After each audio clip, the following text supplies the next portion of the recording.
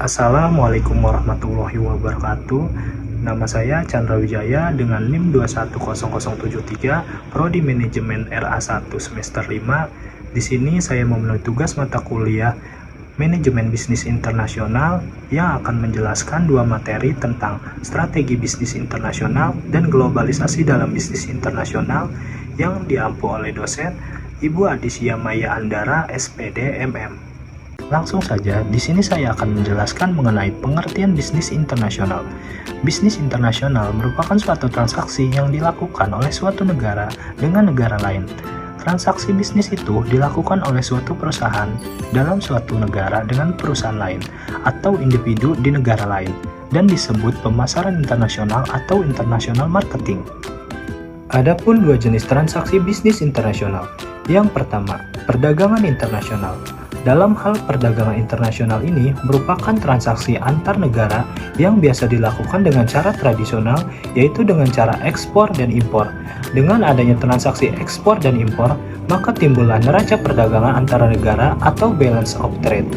Yang kedua, pemasaran internasional yang sering disebut dengan bisnis internasional merupakan keadaan di mana suatu perusahaan dapat terlibat dalam suatu transaksi bisnis dengan negara lain, perusahaan lain, ataupun masyarakat umum di luar negeri.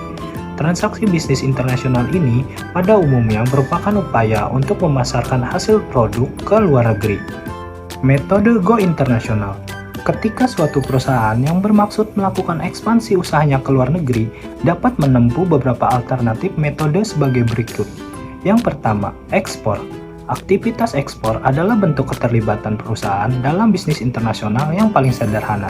Perusahaan menggunakan kapasitas produk domestik yang dimilikinya untuk produksi, distribusi, administrasi, dan mengalokasikan sejumlah tertentu produksi dalam negerinya untuk pasar luar negeri. Yang kedua, lisensi. Melalui lisensi, suatu perusahaan pemberian lisensi menghibahkan beberapa hak kepada perusahaan asing yang meliputi pemberian hak untuk merespon, hak paten, program, merek, hak cipta, dan keahlian. Yang ketiga, operasi global. Suatu perusahaan yang melakukan globalisasi operasi akan dapat mengambil peluang bisnis yang terjadi di seluruh dunia dan tidak terbatas pada sektor tertentu. Bila dunia semakin berkembang menjadi pasar global, di mana produk menjadi standar di semua budaya, maka perusahaan dapat memproduksi dan menjumlah produk yang dapat diandalkan dengan biaya yang murah di seluruh dunia. Contoh perusahaan yang telah melakukan globalisasi operasi adalah Pepsi dan Coca-Cola. Nah, kemudian adapun perkembangan globalisasi ekonomi. Globalisasi ekonomi merupakan suatu proses di mana kegiatan ekonomi dan perdagangan antara negara di seluruh dunia menjadi satu kekuatan pasar yang semakin terintegrasi dengan tanpa rintangan batas teritorial negara. Globalisasi perekonomian memaksa penghapusan seluruh batasan dan hambatan terhadap arus modal, barang, dan jasa. Ketika globalisasi ekonomi terjadi, batas-batas suatu negara akan menjadi kabur dan keterkaitan antara ekonomi nasional dan perekonomian internasional akan semakin erat. Globalisasi perekonomian di satu pihak akan membuka peluang pasar produk dari dalam negeri ke pasar internasional secara kompetitif. Sebaliknya juga membuka peluang masuknya produk-produk global ke dalam pasar domestik. Nah, ada juga perwujudan global. Menurut Tanri Abeng, perwujudan nyata dari globalisasi ekonomi terjadi dalam bentuk yaitu yang pertama, globalisasi produksi. Globalisasi produksi yaitu di mana perusahaan berproduksi di berbagai negara dengan sasaran agar biaya produksi menjadi lebih rendah. Yang kedua, globalisasi pembiayaan. Jika perusahaan global mempunyai akses untuk memperoleh pinjaman atau melakukan investasi, baik dalam bentuk portofolio ataupun langsung di semua negara di dunia.